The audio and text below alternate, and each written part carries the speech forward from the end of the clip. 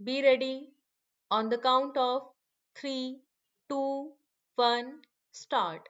Furthermore, there is a birth certificate issued by the Gram Panchayat Bhind, Madhya Pradesh, which indicates the date of birth of the petitioner as 5/1/1982 and not 1/1/1982 as recorded in the school certificate referred to above. The entry in the records of the Gram Panchayat Bhind, Madhya Pradesh also do not appear to be contemporaneous and the certificate has been issued in the year 2017. However, as pointed out by learned counsel appearing on behalf of the petitioner that the Sessions Court has recorded the age of the petitioner as 16 years, 9 months and 19 days. The petitioner has been in actual custody for over 3 years.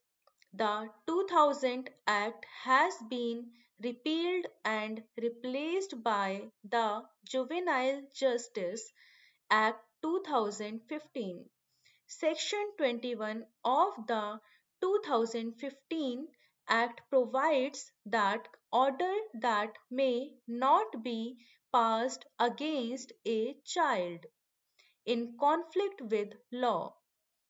No child in conflict with law shall be sentenced to death or for life imprisonment without the possibility of release for any such offence either under the provisions of this Act or under the provisions of the Indian Penal Code or any other law for the time being in force. Considering that the trial court has recorded the age of the petitioner as 16 years and odd and has been in actual custody in excess of 3 years, which is the maximum for a juvenile, we deem it appropriate to grant the petitioner interim bail on such terms and conditions as may be imposed by the Sessions Court. We further direct the Sessions Court to examine the claim of the petitioner to juvenility in accordance with law and submit a report to this court within 1 month from the date of communication of this order. The concerned Sessions Court shall be entitled to examine the authenticity and genuineness of the documents sought to be relied upon by the petitioner, considering that the documents do not appear to be contemporaneous. In the event the documents are found to be questionable, it will be open to the Sessions Courts to have the petitioner medically examined by taking an ossification test or any other modern recognized method of age determination. The aforesaid order passed by the coordinate bench has been relied upon by the learned counsel appearing for the state to fortify his submission to their petition in the court. In regard to the juvenility of the writ applicant requires consideration, the same should be by the Sessions Court, that is, the court which had originally tried the writ applicant for the alleged offence. In such circumstances referred to above, the learned counsel appearing for the state prays that let the Sessions Court look into the certificate issued by the medical board, including the family register, more particularly its authenticity and genuineness.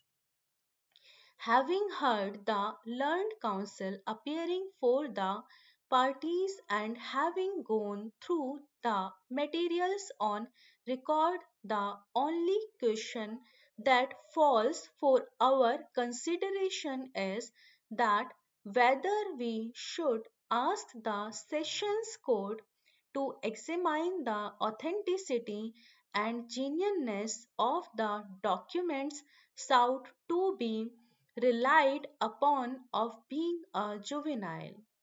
On the date of the commission of the alleged offense in the year 1982, and also subject the convict to further ossification test. The first and the foremost issue that arises for our consideration in this writ petition is in regard to the applicability of the provisions of the Juvenile Justice Act 2000. In the aforesaid context, we must first look into the relevant dates as 1. The date of the incident is 10/9/1982. Thus, on the date of incident, even the Juvenile Justice Act 1986 was not in force. What was in force was the Children Act 1960. The Children Act 1960 was a beneficial legislation enacted to take care of the delinquent and neglected children. Under the said Act, a child meant a person who had not attained the age of 16 years in the case of a boy or 18 years in the case of a girl. 2. The petitioner herein came to be convicted by the trial court. White judgment and order dated 6/1/1986. Even on the date of conviction, the Juvenile Justice Act 1986 was not in force. The Juvenile Justice Act 1986 came in force with effect from 1/12/1986. Thus, even on the date of conviction, the Children Act 1960 governed the field.